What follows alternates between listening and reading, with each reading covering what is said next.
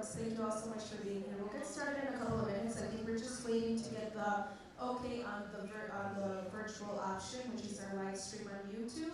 When you make it home, make sure you go to the League of Women Voters Green Bay page on Facebook and reshare the live stream. Unless we did a terrible job, then don't do that. I give it more volume.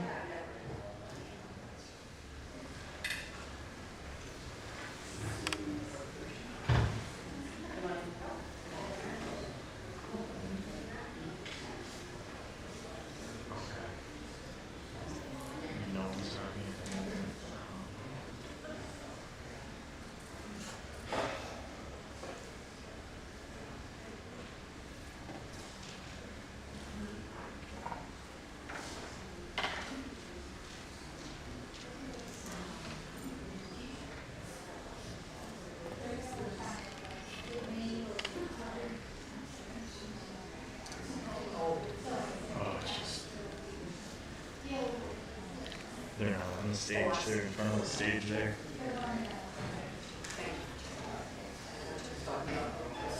Yep, that's all the way open.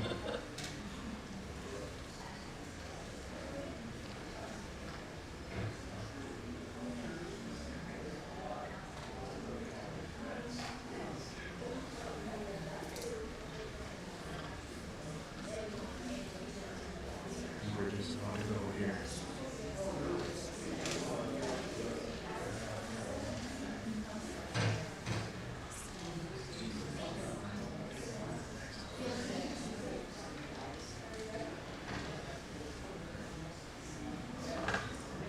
Hello everybody and welcome to our third community public hearing for a draft proposal on independent redistricting commission. My name is Gisela Flores. I am the organizing director with the Wisconsin Fair Maps Coalition. I'm also undocumented and unafraid and was very glad to be welcomed by Green Bay. So it's been amazing to be in community with you all. I have the honor of working alongside some amazing people here who will introduce themselves, but I couldn't thank them enough for all of the labor of love they poured into this work, and the goal to have an independent redistricting commission is just over the horizon. So we're so close to it, and I'd like to hand it off, but again, thank you all for bearing the weather. It's Wisconsin, it's 80 degrees, raining, hail, everything in one day, right? That's what we expect, and that's what we expect out of an independent redistricting commission. We want everybody involved, just like the weather. So I'll hand it over, and thank you all so much for just joining us this evening. Sally is a pro, doing all the setup, and she's plugging things in, and she knows exactly where everything goes, so I appreciate that very much. My name is Jane Benson, and I have been part of the League of Women Voters for many years, and worked on the ad hoc redistricting committee for the last 9 months intensely. We've worked on this draft proposal. So you're here today to help us make it better yet, okay? So I'll pass it off. And I'm Penny Bernard Shaver, and I've been on the subcommittee for about 5 months. I've been active with the League of Women Voters and with Fair Maps Coalition for probably 10 years. Trying to work on this fair maps issue and make sure that we end the gerrymandering. So that's what I'm planning to do. And now we get to go to Nicole.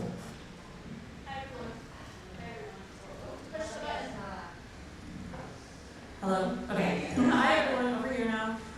Nice to meet you all, and thank you so much for coming out here on this rainy, stormy Wednesday evening to join us.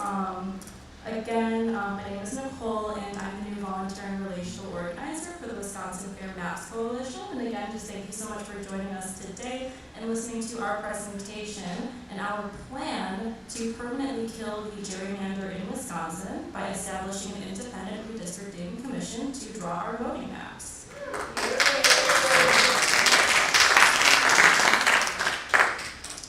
Okay, so this is going to be our agenda for today. Firstly, we're going to go over the IRC proposal development, IRC just being a shorthand way of saying Independent Redistricting Commission. Again, that is an independent redistricting commission, but an IRC is just much less of a mouthful. So after that, we will go over some very, very brief history of gerrymandering in Wisconsin. We'll talk about a new day in Wisconsin, so where we're at right now. Then we'll go over the definition of an IRC. We'll break down the draft proposal into 3 different sections. And then lastly, we will talk about next steps. So this first slide here just shows the names of all of the amazing ladies that have been working tirelessly week by week to draft the proposal that we are presenting on today. Now, I'm pretty new to this role. I've been here for about 7 weeks at this point. However, these ladies have been working at this for almost 2 years now. And I'm just so proud to say that their hard work is finally coming to full fruition, and what we're looking for right now is your input on it. Okay, so let's go ahead and kick it off with the IRC development. Experts from Common Cause and a national organization called the Campaign Legal Center have studied redistricting across the country and created guides for what works best. They found that only 4 states, Arizona, California, Colorado, and Michigan, have truly independent redistricting commissions written into their constitutions. While these systems aren't perfect, they were approved by voters and are working today. In creating a proposal for a Wisconsin model of an IRC, the League of Women Voters Wisconsin Ad Hoc Redistricting Committee has reviewed these reports and consulted with redistricting experts that had a huge impact on how the proposal we are presenting on today was shaped. So this slide here just shows the names of some of those experts as well as the reports and other sources that the Ad Hoc Redistricting Committee referred to when drafting their proposal. And I just want to point out here that all of these slides are available on our website, which is fairmapswi.com. Again, that's fairmapswi.com. So if you want to go ahead and take a look at some of these reports or sources for yourself, you can head over to our website and take a look at these slides. All of the blue text here is hyperlinked, so you can just click on those and it'll take you straight to the sources. Oh, and I also want to mention that we are going to go over some of these sources more in depth towards the end of this presentation. So you'll notice the first name here is Simone Lieber. She is Senior Legal Counsel with the Campaign Legal Center, and Simone is who we are going to be hearing from on the next slide.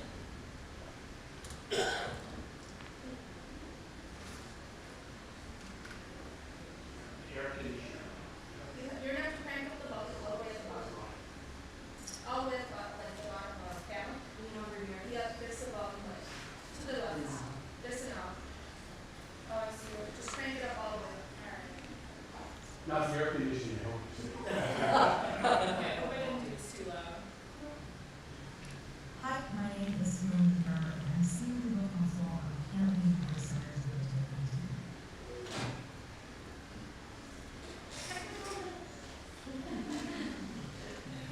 I am very excited to be with you all briefly today to underscore the importance of this ballot together meeting. I know that I do not need to tell active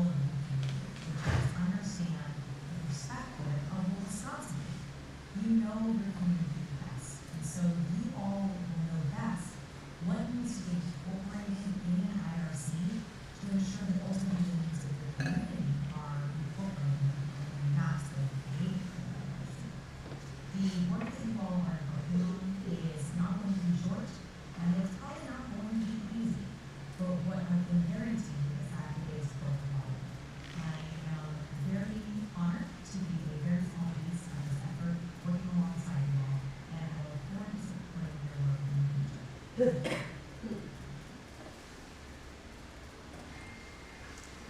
so apologies for that very quiet audio, but thank you so much for at least trying to absorb that with the closed captions.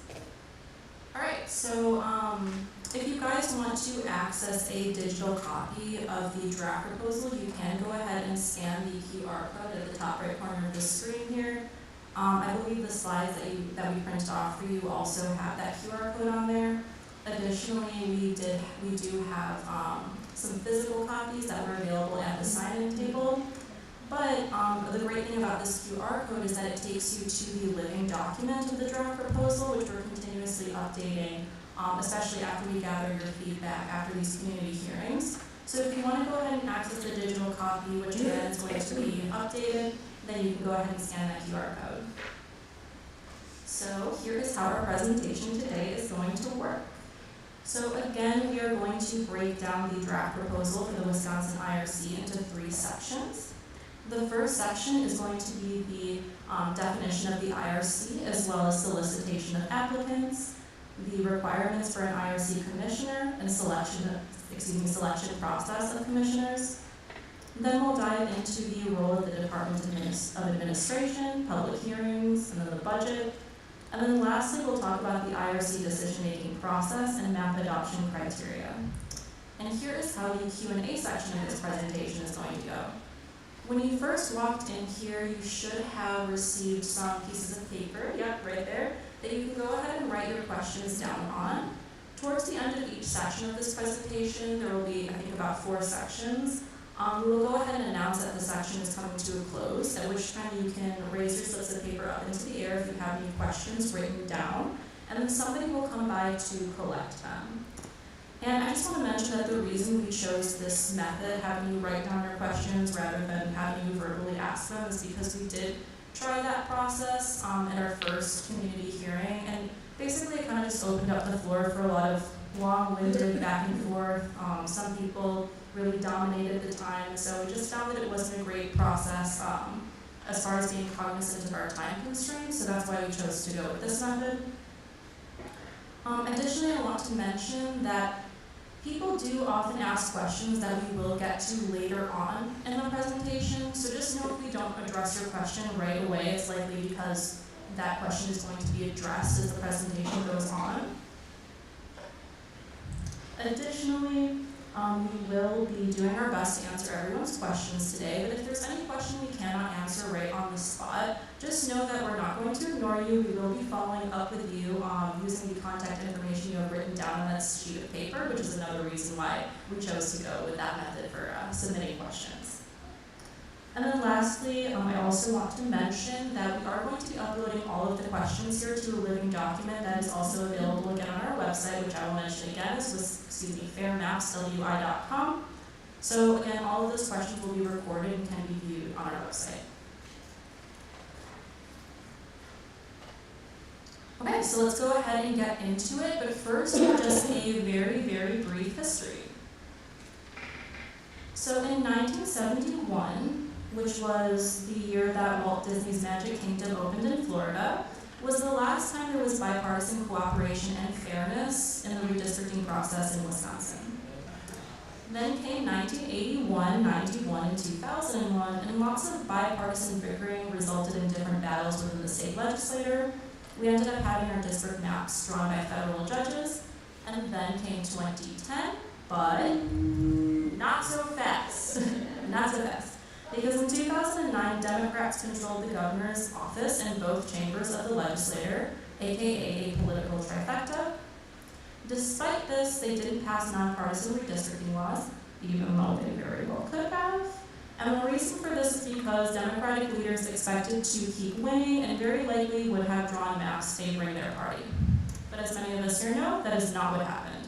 Because in 2010, Republicans gained control of both houses of the state legislature, and we ended up with a Senate election results map that you see on the right. Okay, so the reason we chose to give this very, very simple sentence an entire slide of its own is because we just think it's such an important point to make. This quote comes from one of the members of the Ad Hoc Redistricting Committee. I believe it was Cheryl Laranto that said this, and the quote is, gerrymandering is a bipartisan disease. And what we mean by this is that regardless of who is in the majority, Democrats or Republicans, all parties will gerrymander to entrench their own political power if given the opportunity. And that's why we can't give them the opportunity. Okay, so this slide here just gives you an idea of the statewide mentality here in Wisconsin. You can see in the graph above that Wisconsin voters since 2010 have been fairly evenly split between Democrats and Republicans. And I want to draw your attention to the latter years here, especially 2016, 18, 2020, and 2022, where you can see exactly how tight that split really is. So again, statewide races, as shown below, have been fairly evenly split between the two major political parties, which is a much more accurate reflection of really how purple Wisconsin really is. However, despite the relatively even makeup of voters, we somehow ended up with a state legislature that looks like this. Notice in the graphs below that since 2010, the legislature has been overwhelmingly Republican, regardless of vote count. And this is due to the rigged voting maps imposed after the census in 2010 and 2020. For instance, in 2022, more voters statewide chose Democrats, but in the state assembly and Senate, the Democrats actually lost seats, even though they won 3 out of 5 statewide races. So now let's go ahead and fast forward to 2023. In August of 2023, Clark v. Weck, or Clark versus Wisconsin Elections Commissions, was filed in the Wisconsin Supreme Court. The court agreed to hear the case, and then ended up declaring the maps unconstitutional based on non-contiguity in December of that year. And for those that aren't familiar, non-contiguity just means that there were various districts that were not actually physically connected in those maps. The Wisconsin State Legislature ended up passing the maps that Governor Evers had submitted to the Wisconsin Supreme Court in the Clark case into law in February 2024, and we were gifted with a new day in Wisconsin. So in this picture here, you can actually see a few members of our coalition. There's Carly Beshin, right next to Governor Evers, who is the chair of the Ad hoc Redistricting Committee. And then over on the left, I think she's wearing kind of tan outfit, is Sally Flores, who is the director of the Fair Maps Coalition. And I just want to take a moment here to pause and say that this was an incredibly momentous day in Wisconsin, but it was not the end of our journey. This was not the happily ever after, right off into the sunset moment that some people or news outlets made it out to seem. And the reason is because contiguous maps can still be subject to gerrymander. And if we don't have an independent redistricting commission in place by the time the next census rolls around, we could really easily just end up exactly where we started. So, if you take a look at the legislative election results, you'll see a very stark difference between 2022 and 2024. So I just want to mention that 2022 is on the left side here. And on that left graph, we're taking a look at the Wisconsin State Assembly breakdown. On the right side, we're taking a look at the State Senate breakdown. And you can see in 2022 that we're just not seeing the same kind of purpleness you would expect from Wisconsin voters because of those gerrymandered maps. However, in 2024, which is on the right side of both of those graphs, we're starting to see more equalizing, more competitiveness, which is just a lot more indicative of how Wisconsinites actually vote. So what do Wisconsinites actually want? We know that regardless of political party, so Democrat or Republican, Wisconsinites want universal background checks for gun purchases. They want renewable energy efforts. However, because of our gerrymandered voting maps, it's been almost impossible to hold our politicians accountable. And we know that to fix this for good, we must take the map drawing power away from politicians and give it to an independent redistricting commission to make sure that voting maps are fair for everyone and that our voices are actually heard. So, this one's my part, right? So what are we doing now?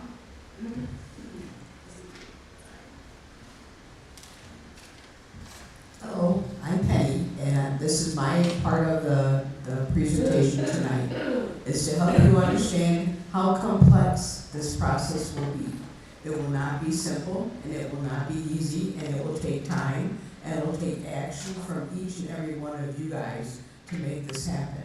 So, one of the important things that we've done is we've looked at what the process is, what the process will require, and we will make sure that you guys understand the process. First, we have to pass legislation, and in order to do that, legislation has to be passed by both houses of the state legislature, the Senate and the Assembly, and to become law, it has to be signed by the governor. And that's how we make a law. To change the Constitution, you have to do multiple things, and I'll get into that in a little more detail in a moment, okay? A law does not change the Constitution, and because our Constitution currently says that the legislature approves the maps, that is who has to approve the maps, and they do that through the legislative process. So what we're going to talk about next is what we're trying to do at this time, what the timeline is for our work and for your work. So we have timeline for the legislation, and the Fair Maps Coalition is going to be doing community hearings like this all over the state. They will finalize the proposal that we're putting forward based on your input, and then we will push for the legislature to pass this into law. Okay, we hope to get that done in spring of 2026. And so then we also have to work with the government. So in the process of working with the government, we've reached out to elected officials, and we sent an invitation to all the elected officials in the 8th Congressional District to come and join us tonight. We do have a couple here tonight. Raise your hand if you are in the state legislature. We have Jamie, who is here. I did receive notice from Representative Snodgrass that she couldn't make it because she got stuck in some bad weather. And I did have notice from about 5 other legislators that they were not able to make it tonight. But that's out of maybe 20 legislators. I got response from about 6 or 7 of them, and no response from the majority of them. So one of the things we're doing is we will be following up with all of them with the live stream presentation and with the information that we're presenting to you. We also have local elected officials in the audience tonight too. So if you're a local elected official, raise your hand and let us know that you're here. Local elected officials are also very, very important. Okay, so we need to reach out to our legislators. All of us need to contact them, talk to them. When they're home from Madison, call them up and say, hey, can I meet you for a cup of coffee? I'd like to talk about the map situation. You know, we have to put pressure on the legislators to do things and to get things done. So that's going to be our job. And we also, with the legal impact of this process, we have to expect that there will be legal challenges all the way through the entire process, which could slow things down. So as I said, to pass legislation, we have to have the legislators on board to author and then co-sponsor the legislation. We have to have a public hearing, and we have to get it passed in both houses of the state legislature and signed by the governor. So we have to work hard to get that to happen. So I'm going to ask all of you to get in that habit of writing letters and making phone calls, because that's what makes a difference. We hope to get this passed, like I said, in spring of 2026. After we get this passed, we will start working on a constitutional amendment. To pass a constitutional amendment in Wisconsin, it's a complex process. It takes multiple steps to pass a constitutional amendment. A resolution is written that basically would say, in Wisconsin, we will use an independent redistricting commission to draw and approve the maps. That's what the constitutional amendment would likely say. It wouldn't lay out the whole details of the proposal that we're going to lay out for you now. It will just basically set up a system that says, we will use this process, but it doesn't describe the entire process. That's why passing legislation is so important. So you get a joint resolution put together. You actually get it passed by both houses of the state legislature in 2 consecutive sessions of the state legislature. It does not need to be signed by the governor because it's a resolution from the legislature. After the legislature passes it 2 times, 2 consecutive sessions, it will go on the ballot for all of us citizens and voters to say yes or no. So it's a complex process. It seems as if it's been used recently to do some relatively bad things that I think are bad things, you know, or they tried to change how you could do electioneering and that kind of stuff through a constitutional amendment, and we were able to stop a couple of them, and then another one came on board in, I think it was November that we had another constitutional amendment. So it's a very complex process. We would love to be able to snap our fingers and say we're going to make an independent redistricting commission and that's the end of it, but that's not how it works. So we really need you guys to get on board for what we're going to do and how we make this happen, okay? So I'm going to pass it off to Jane. She will talk to us about the details of our proposal. First, we're going to actually have questions. So if you guys have questions at this point in time, if you do, pass them to Jerry or Denise. If there are any questions, we'll try to answer them. We'll take a few minutes to do that. And then we'll talk about the details of the procedure, of the proposal.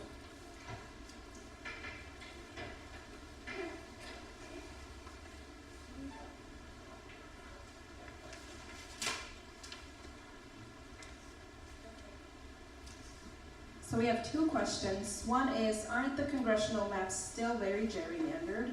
And the answer is yes. Yes, they are. And recently one of our nonprofit coalition partners, Law Forward, filed a suit, and they refiled, so that is still in the process at the courts because it was sent back and then they refiled. And the second question is, does the legislature have the right to amend your proposal? Well, we want this to be a citizen-led process. So we want this to be led by citizens, and then we are championing, like it was shown in the timeline, considering legislative champions to help get co-sponsorship to put this in front of the entire state legislature. But yes, what we're presenting today, we know will get chewed up. That's why we are trying to incorporate every single detail into this process. That's why it's 15 pages and ever growing. That's why we're fighting over an Oxford comma and what else should go in there and how much people should get paid and when. And we are trying to do as much as we can in terms of making a list, checking it twice, and doing our homework and extra credit. So then by the time it does reach the hand of the legislature and the legislative champions that we want to help gather co-sponsorship, it'll just be a smooth process when they're like, wow, these ladies really did their homework. And so that's what we're getting towards. Correct, and legislators will always be able to amend a legislative proposal because that's the process they use, and that's why we as citizens would have to push them to do public hearings and to really listen to the citizens. So it would be very important to be involved throughout the entire process, not just as a one-time call, but it would be multiple calls and lots of work for all of us to do.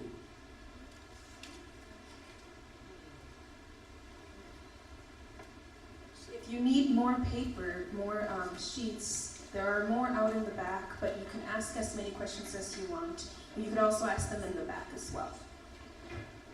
Presenting the draft proposal for independent redistricting in Wisconsin. So we're gonna dive in now, and we're gonna talk details and the things that will not be in the constitutional amendment. This is where legislators will help us. And I see more legislators have come in since we got started here, which is awesome. Yes, thank you, Ahmad, for showing up. That's great. So this is the work that we're hoping they will take on and help us drive forward.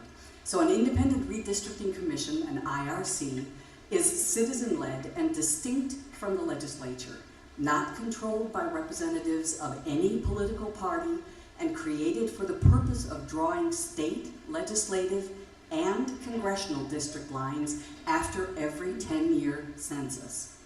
The IRC shall have the authority to draw, consider, and propose maps to the legislature for enactment. Maps shall conform to prescribed redistricting criteria, including the criterion that the maps shall not provide a disproportionate advantage to any political party and are determined using accepted measures of partisan fairness. Solicitation of the applicants. How do people get picked to be on this commission? The first step is asking people to apply, and we propose that the Department of Administration runs that process. The DOA, the Department of Administration, is a huge part of state government, so they have a bigger budget and a greater staff, where they're accustomed to taking on complex projects, and we feel like that's a right place for us to work with them. They will spread the word to the public about the IRC and how to apply.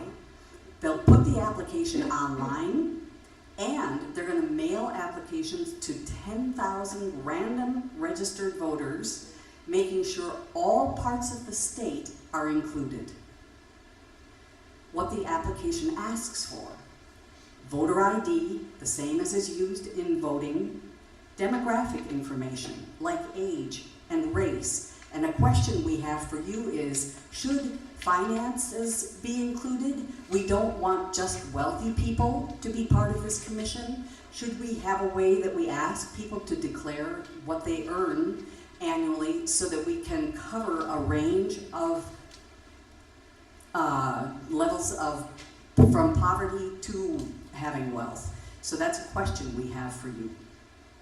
We want to know which county you live in, your party affiliation, and here I'm going to distinguish.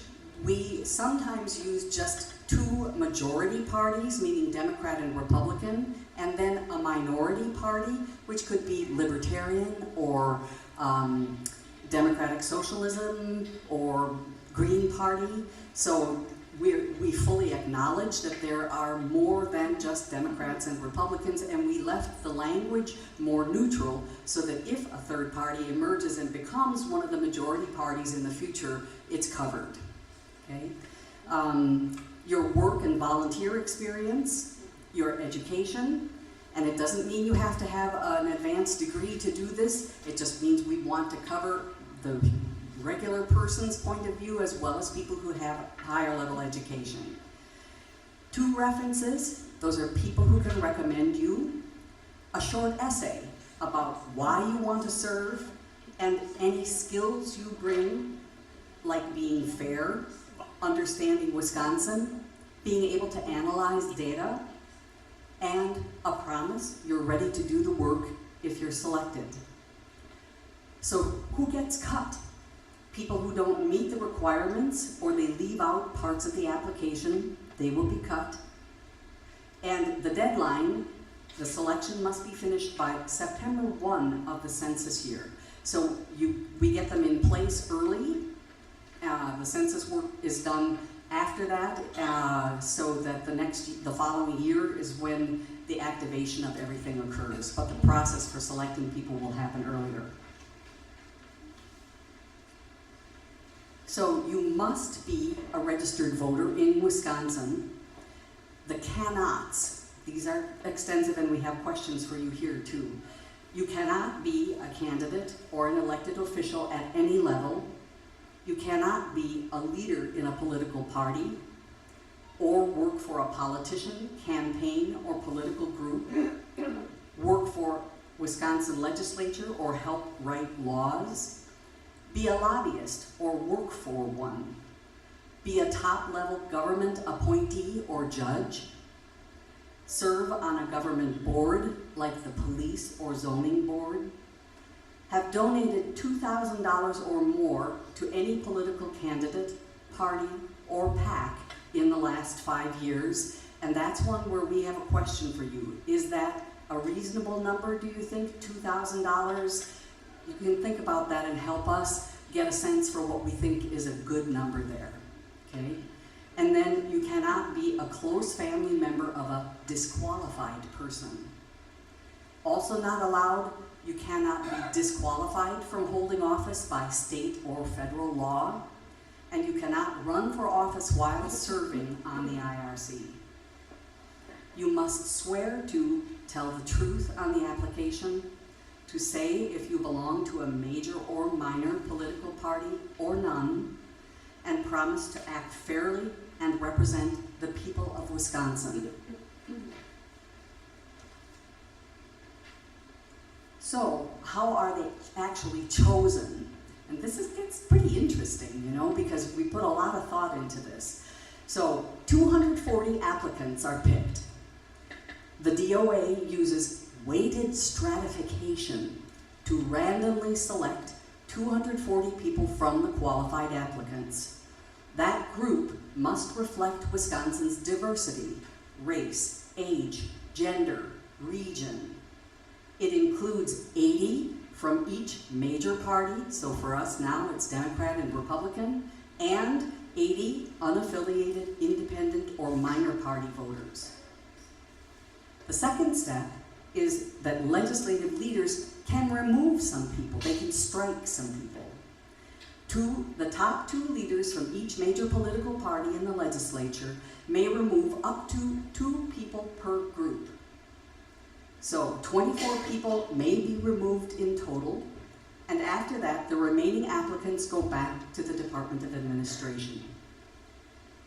The third step is 9 commissioners are randomly selected.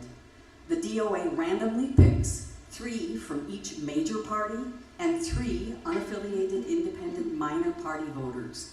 Only 1 may be affiliated with the same minor party. So not 2 libertarians, not 2 Green Party people, 1 of any minor party. But there are 3 of them total. And at least 1 person from each region of the state must be included. And our intention is not to use congressional districts, with the reason being that those congressional districts are gerrymandered, right?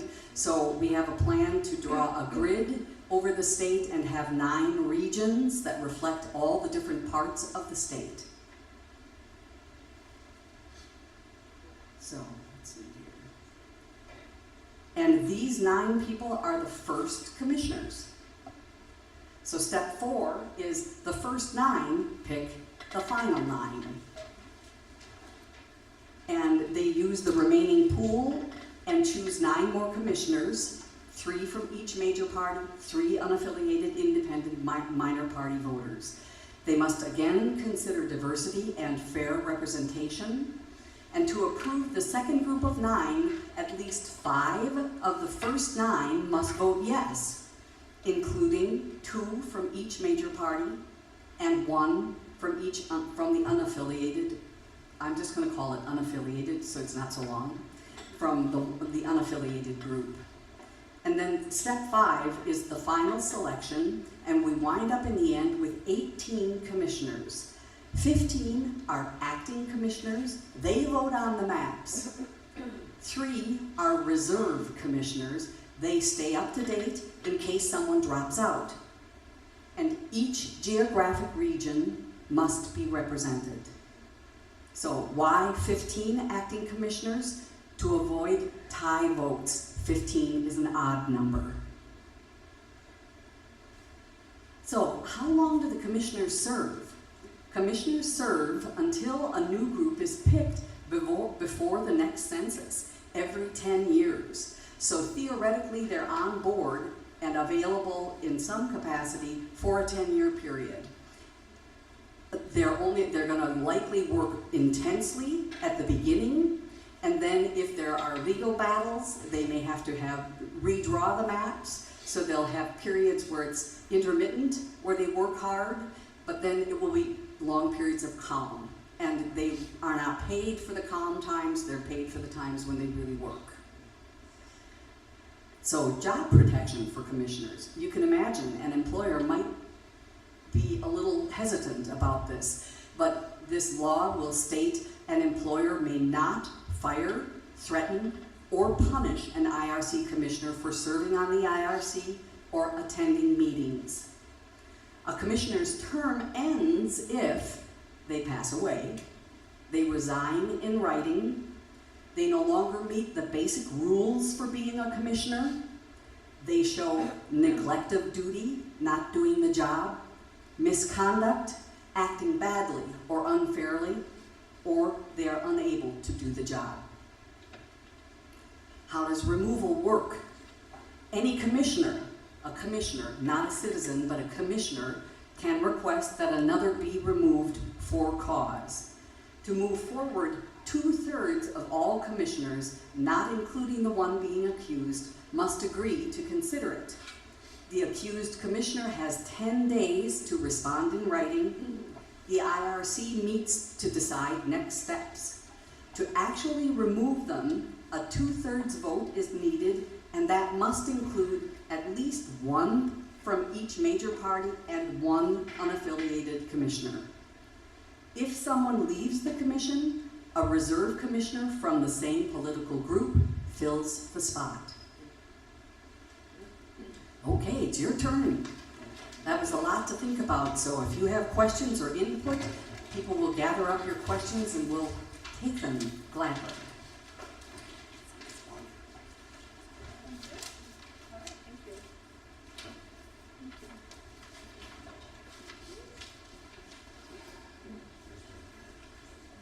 Denise, I love So it. while we You have connect- questions. While we collect more from the audience, I'll ask one and then you all can answer. So this is submitted by Brad Munger. Will random applications be stratified by any demographic categories? The demographics were not an initial consideration. It's more the region they're coming from. We want to make sure that all parts of the state are covered. And then in terms of job protection, does that include language about intimidation or discrimination? At this point, it does not, Brad, so that's good input, and maybe we can add those descriptors to that section. This is another great question. So what is the rationale for 15 active commissioners when California uses 14, Michigan uses 13, and the CLC document warned against potential unwieldiness of too large commission? Not saying that 15 is too many, but we'd like to talk about that rationale. We put a lot of thought into that, and a lot of discussion went into it. 15 was chosen as an odd number, first of all. That was very important. And by the time we did all the stratification, if we made it 13 or we made it a smaller number, it got harder and harder to cover all the regions and the diversity. The next question is, why mail to only 10,000 people if there are 1 million voters in Milwaukee alone? Why such a small number? Cost and where do you stop? Okay, this one. If there's a suggestion for what the number could or should be, please make sure you let us know. But truly it is cost and being able to then actually go through the applications, right?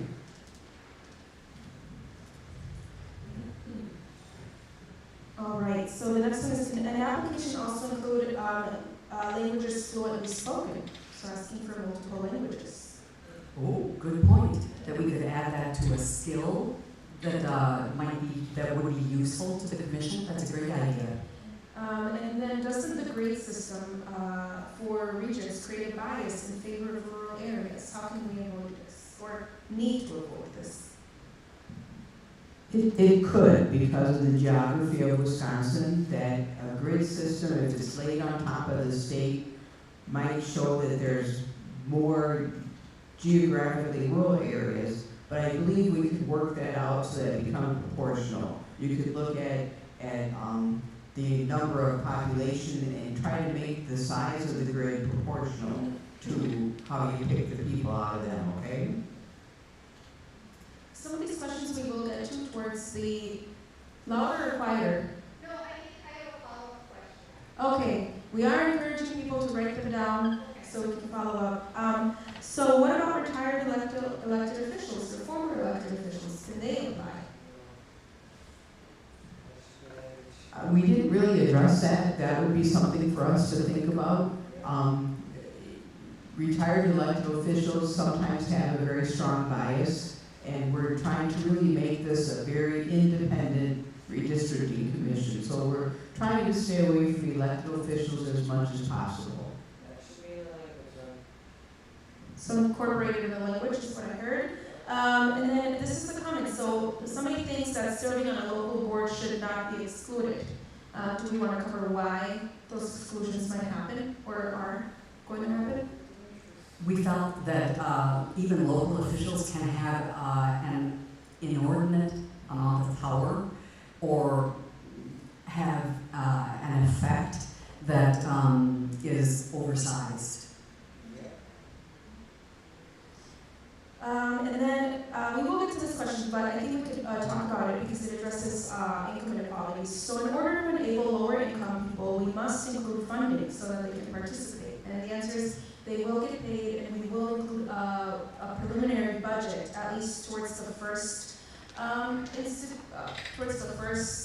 independent redistricting commission, and then that will only grow. So people will get paid for their service. And then the question is, what software will we consider using, and is our expert experienced? We are trying to work through the Campaign Legal Center, who has a lot of experience in this, and working with National Common Cause, who also has done a lot of studying and work with independent redistricting.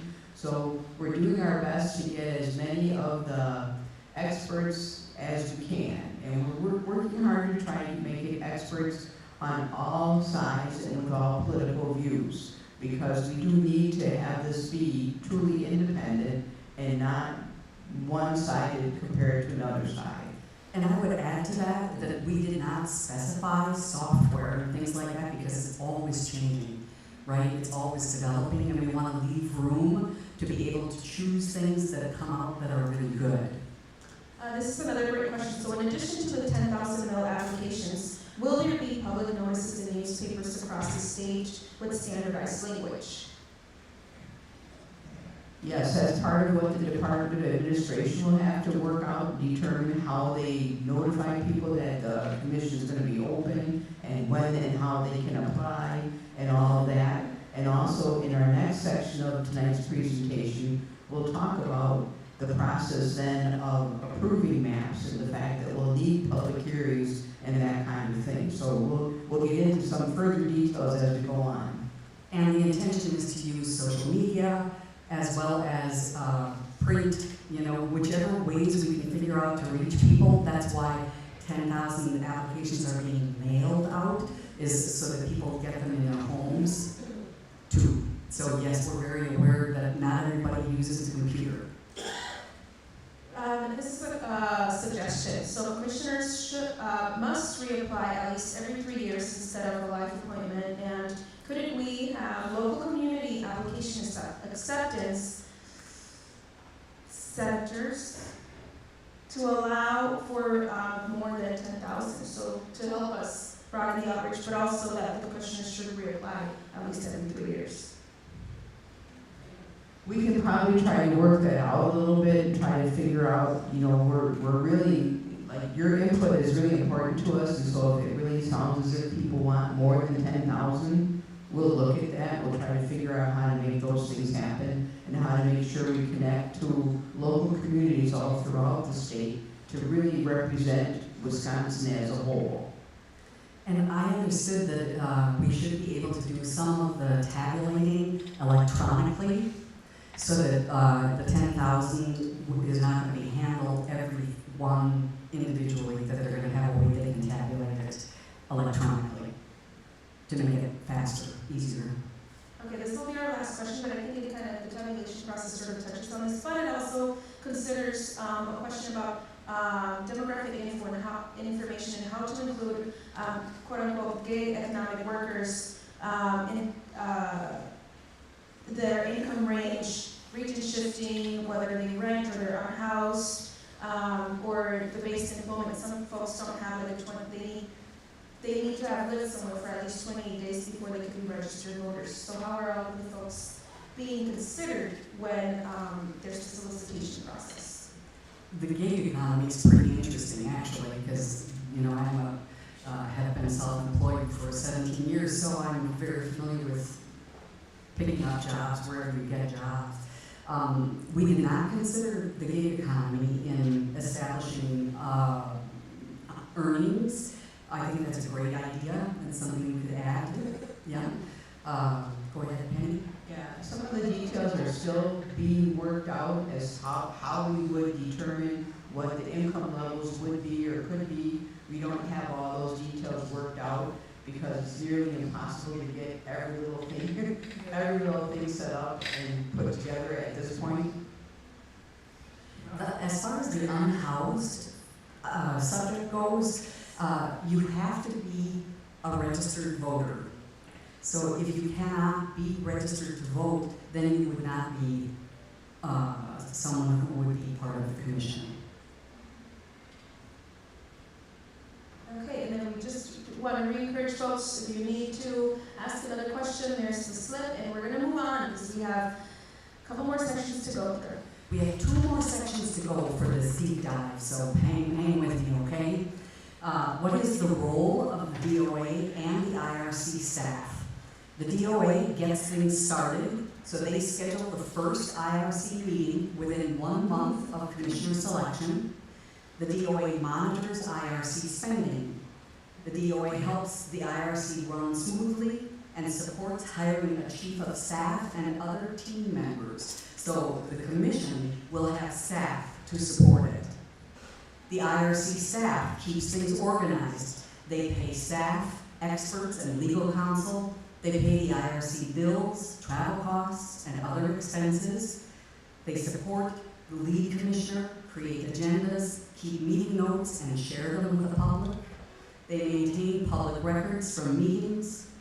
They update the IRC website and share news. So the intention is for the IRC to have its own portal and its own website where the people can leave comments, where they can submit maps, and where they can read up on what's going on with the progress that's being made.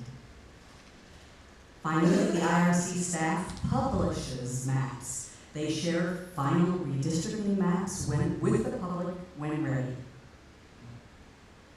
What's the structure of the IRC? The lead commissioner and then IRC members. The lead commissioner is chosen by the 15 active members of the IRC by their 3rd meeting. We're giving them time to get to know each other a little bit before they choose the lead commissioner. The lead commissioner works with staff to set the agenda. They run the meetings. They delegate tasks to other members. And they're the public spokesperson for the IRC. So they're the face, the lead commissioner is the face of the IRC. And then the members, all members undergo special training because if you had any familiarity with drawing maps, you know it ain't easy, right? So the expectation is they're going to be trained in how to draw maps. They must attend all meetings unless there's a good reason not to. They must listen to the public in hearings, which is what we love doing and are happy to do today. And they must follow laws about open meetings, keeping records, and ethics. There will be 2 rounds of public hearings. So this is how the public gets involved. The first round is before the maps. The commissioners will teach the public how redistricting works, ask for input from people about their communities and their local areas. No one knows your local area better than you do. At least 1 hearing will be held in each region, along with a virtual option. So we want to make sure that if you can't physically get someplace, you still, if you have a computer, that you'd be able to watch and comment. And info shared at these meetings helps shape the first draft of the maps. So the second round, after the maps, share the proposed district maps for state assembly, senate, and Congress. Ask the public for feedback on the maps. Again, 1 hearing per region plus a virtual option. More ways to share. Any Wisconsin resident may submit maps or comments to the IRC. All the submissions are public records, so we can see each other's input. Rules and fairness. The IRC must follow open meeting laws. Members may not talk about unfinished map ideas outside the public meetings. So it's, we try to keep a tight leash on that so that the work is, all the meetings are public record, so we want those maps discussed in those meetings. So where does the IRC get its money? That's always a big question, right? It's funded by the state, according to this proposal. The state legislature provides the IRC money, some sufficient to do its job. Money is planned during the state's budget cycle every 2 years. And then what is the money used for? Paying commissioners for their work, hiring impartial experts and lawyers, hosting public hearings and meetings, publishing notices and keeping records, handling legal matters if needed. How much? The first round, at least $4 million. The future rounds, same amount as previous cycle, adjusted for inflation. And that $4 million came from what Michigan had as their budget. Okay? Tracking spending, the DOA helps manage payments and invoices. IRC is audited like other state agencies. Any leftover money must go back to the state after new redistricting maps are implemented. It's your turn. Any questions related to the things we just discussed? And then if you need any more slips, they're being handed around.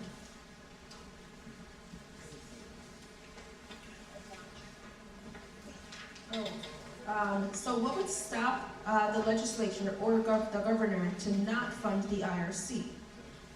For example, the speaker says no. Well, that's not, that could happen. We are hoping that by making sure that this is a publicly supported law that gets passed through the state legislature, that we have support from both sides to make sure that this is something that us as the citizens want and that it actually does happen. So we can't control everything, but we can do the best that we very much best that we can and try to make sure that there's no way that it can be stopped. This is a real question. Will commissioners have anonymity? Did I say that right? Anonymity. Anonymity. Thank you. So some crazy person will not be able to find out where they live.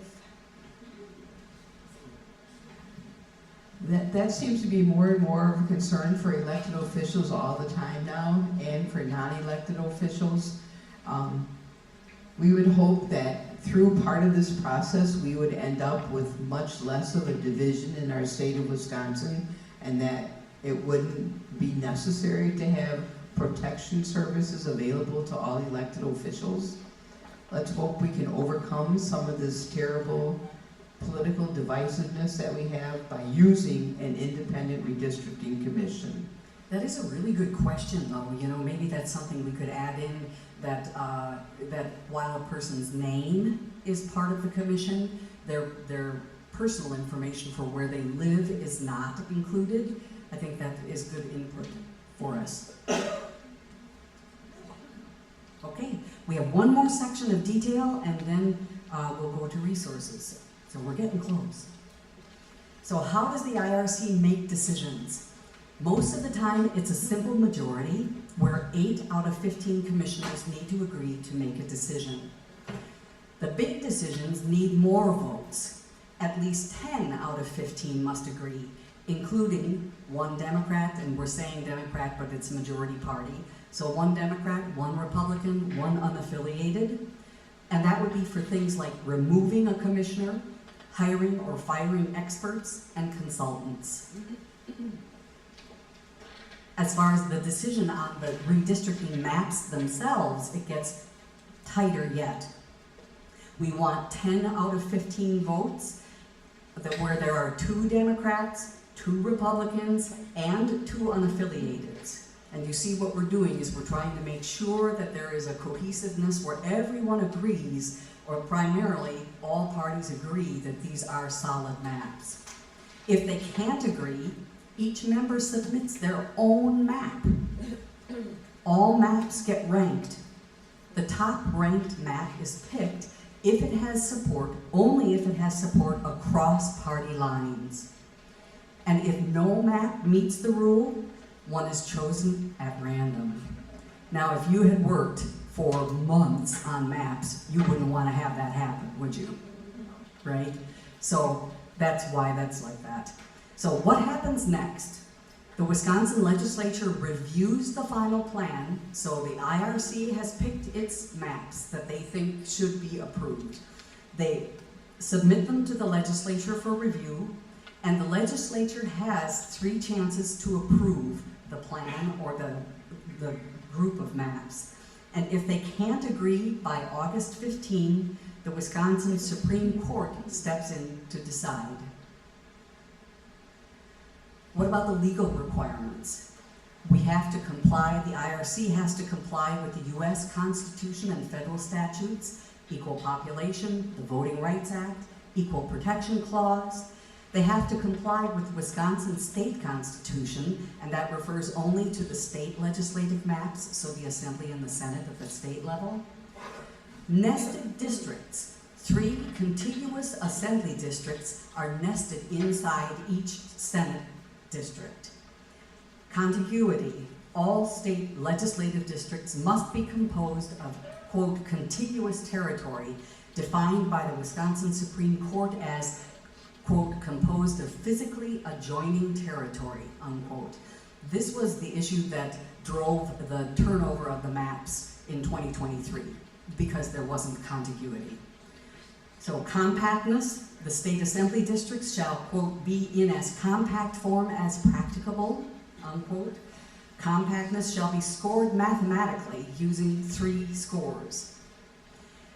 The districts will be bounded by county, town, and ward lines, and will have equal population. Communities of interest, I think this is one we all support. People who live in the same area and share concerns like schools, jobs, culture. We want to keep them together if we can. Keeping those groups together helps make sure their voices are heard, not based on politics or helping any candidate or elected official. The political subdivisions, the IRC tries to keep cities, counties, and towns whole when possible.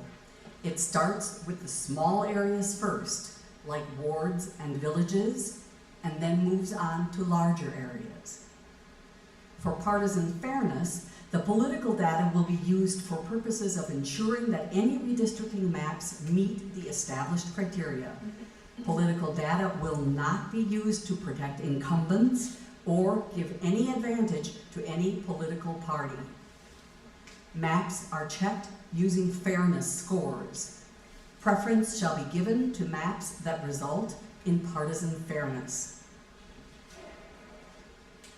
That's it for the detailed stuff, and now any questions related to this last segment, we would take those questions or comments.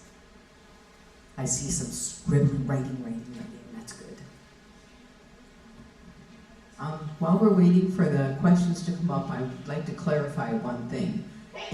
In our proposed legislation, the legislature is required to approve these maps, because until we change the Constitution, they are required to approve the maps. Okay? So it sounds complicated, it sounds backwards, but the proposal that we put forward says the legislature approves. When the Constitution gets changed, that piece can be repealed as part of the resolution of the Constitution, and then the IRC will be the responsible party.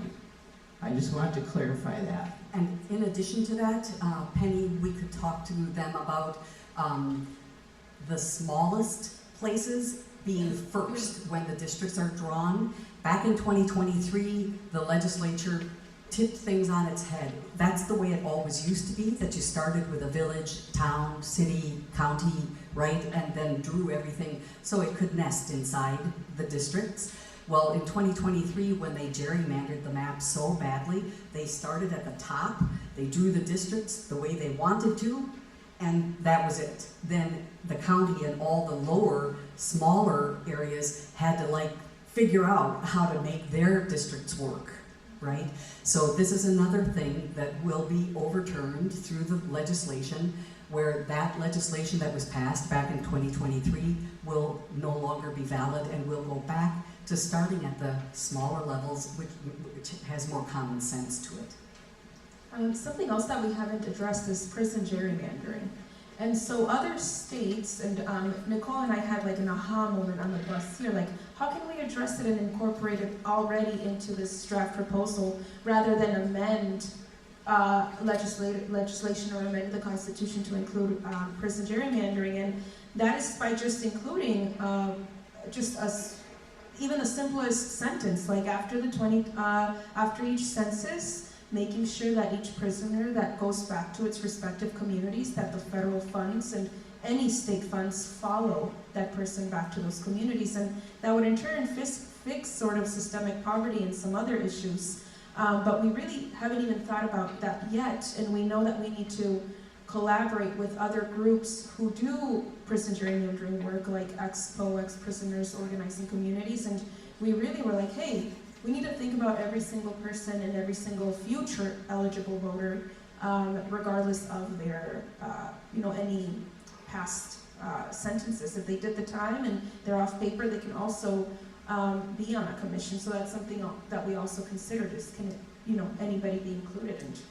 Yeah. Sally, can you explain to us what prison gerrymandering is? Sure. So, and that is how I got involved in this work, because I had a huge aha moment in 2019 about when people fill out the census, regardless of how much, if they are in jail and there's a census taker and goes to the jail or the prison, regardless of their prison time, whether they served 1 year, 2 years, 3 years, 7 years, the federal funding that comes to the state, and then the state that then distributes. So each person brings in about $16,000 in federal funding after the census over a span of 10 years. So that's about $1,600 give or take. If you are incarcerated, that money stays in the prison or in the community where you are incarcerated. And it doesn't follow you back until, it doesn't follow you once you get out of prison. This also creates a systemic barrier, because when somebody, let's say they want to see a judge and they're in jail, and they have to call their congressperson or they have to call their legislative official, the legislative official will say, well, you're no longer in my district, so you have to call somebody that's in your district.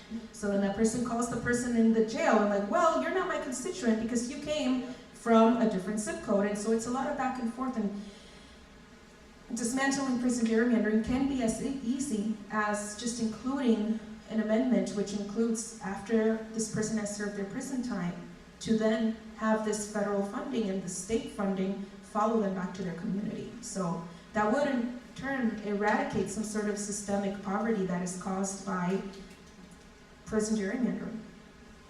Thank you. Any other questions? We're all good. Thank you for your participation. We had one more. So what sorry. penalties will be put in place to make it prohibited to have legislative leaders cheat? In other words, what I'd say is, say a Robin Boss reaches out to some of the commissioners behind the scenes and tries to finagle the system to get the result that he wants. That would be grounds for dismissal for that commissioner if they allowed that. If you remember, we had for cause, and for cause included unethical behavior. And that's also partly why we say that if you work for a legislator or you work for a lobbying board, that somebody who might have undue influence or be influenced by others is probably not going to be part of the commission. Just want to make sure. I want them to try. And then the next question is, will all proposed maps be made public? The maps will be made public, probably online as the process goes through, so that this public would have opportunity to put in input, and that input would have to be considered and would have to be maintained as records are maintained because they are public records. And then this, we have one more question? Yeah, if you let me violate the writing out the question. Ma'am. I don't think I can write this, I have to ask this. So the next time this would apply would be the 23rd. That's correct. So the commissioners would be selected in 23rd.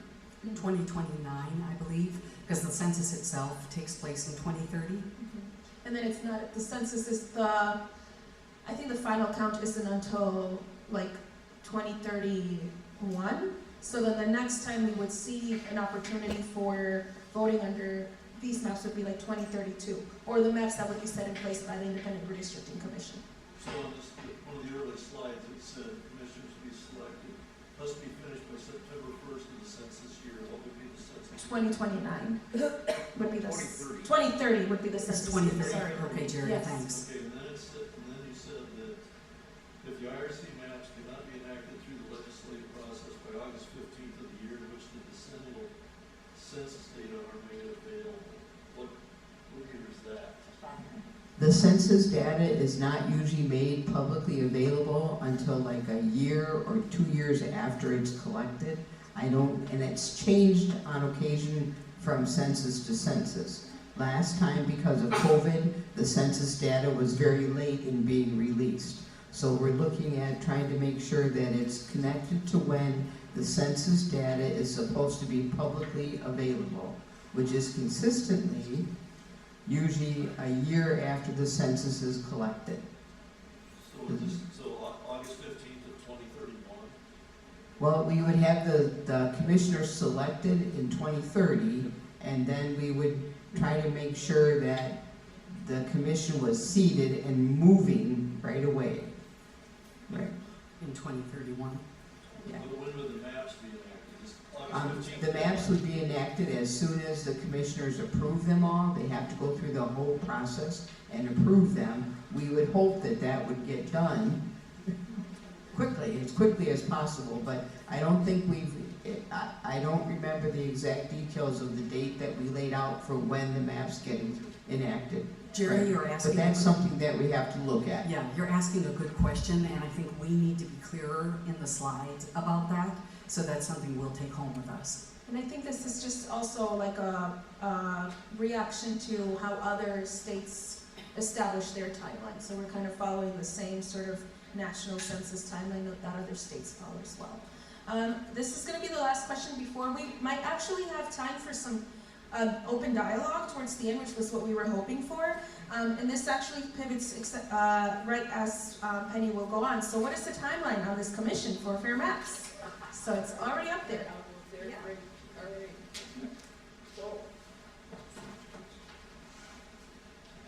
So this is our timeline for action. It's basically the same timeline as for the legislation, because once again, we have to pass legislation, get it passed, get it in place, and then we have to work on changing the Constitution, because it's a multiple step process. So starting right now, we need each and every one of you that was here tonight to contact your legislator and ask them to be supportive of fair maps, ask them to listen to the Fair Maps Coalition and the Democracy Campaign and Legal Women Voters, and to have interactions with their constituents about fair maps, to find out what their constituents want to have happen. So the timeline for action is right now until we get it done. And the sooner we get it done, the better.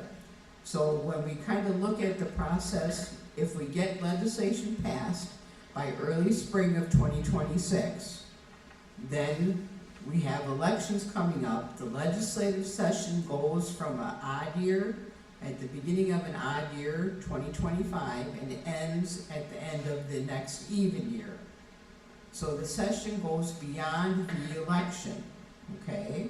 The election occurs in November of the even year, but the session goes on till the end of the year, okay?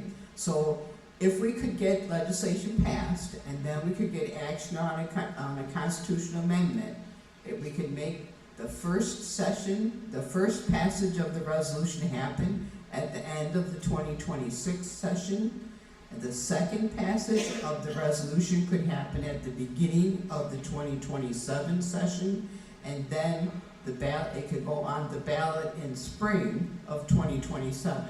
That would be our very best scenario, the very best case scenario. That's what we would really like to see happen. But that means that all of us have to work our tails off and push our legislators to do the right thing for Wisconsin. So you're So, saying that you yeah. can't actually have the commissioners until all this legislation is passed? Correct. Okay. We can't have the commission in Wisconsin until all this is done. Okay, so it could be another 3 years before we even get a commission appointed. Right. Okay. So then we're That gonna, helps you understand why we're move asking on, for help right? now. So Sully's gonna kind of wrap us up and we'll move on, and we should have some time for some open questions. It's also my turn to ask the million-dollar question. If you liked what you saw today, we would love for you to host us again in your respective community. If you registered at the entrance, there was a question there if you would be interested in hosting us. So if you just mark an X by that, we will reach out and we'll make sure to it be in your community and in your presence. So this is just some of the resources and some of the research and the work that we would like to encourage you all to also look up. Although we did do our homework, we made a list, we checked it twice.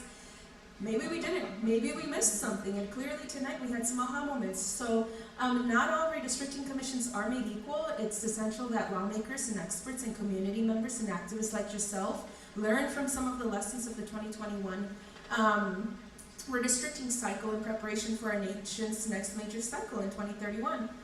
Did I say? Yeah.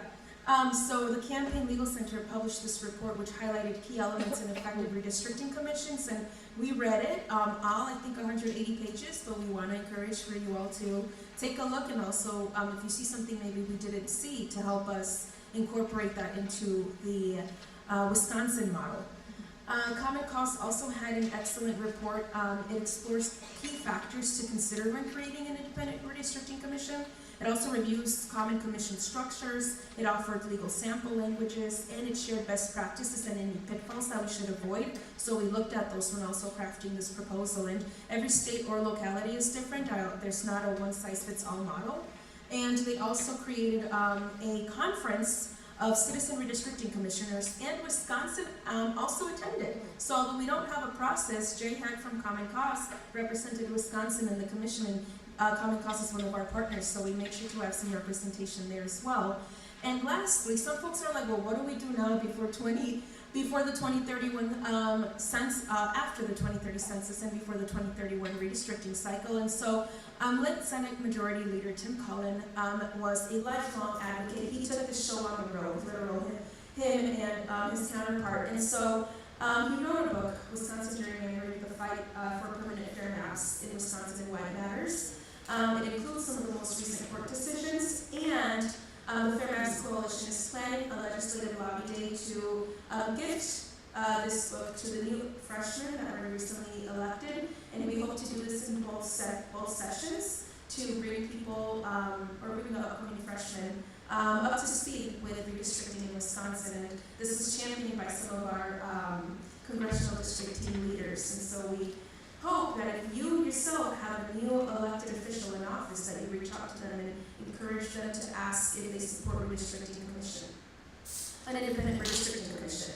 If you like what you hear, you can also hear the League of Women Voters podcast. This is what democracy sounds like, where host Carol Colby talks with Carlene Beshen about the new maps and what's next for the Fair Maps movement.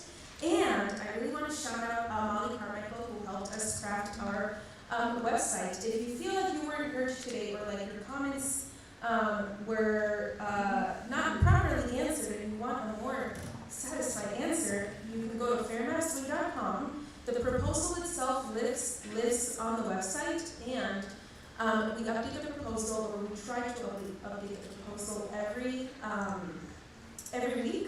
You can also encourage people to sign up for our next Fair Maps Independent Redistricting presentation. But under permanent solution, you can go to draft proposal, so fairmapsleague.com/draft-proposal.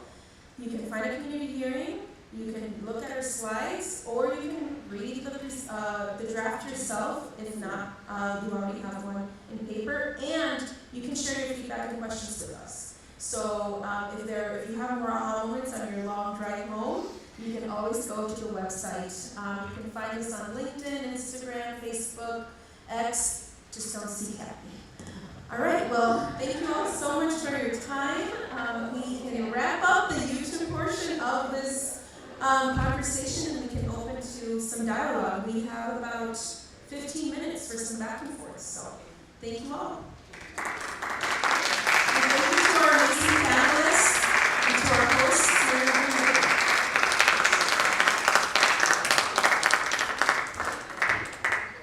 Let's go with the lady in the green right there.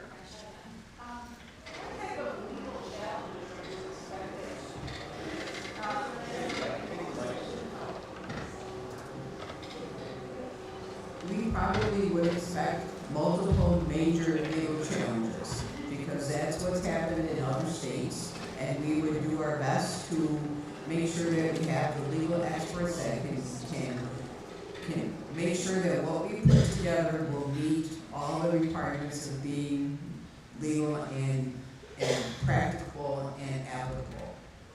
But we expect lots of challenges, right? And I would just like to make a suggestion, instead of the 10,000,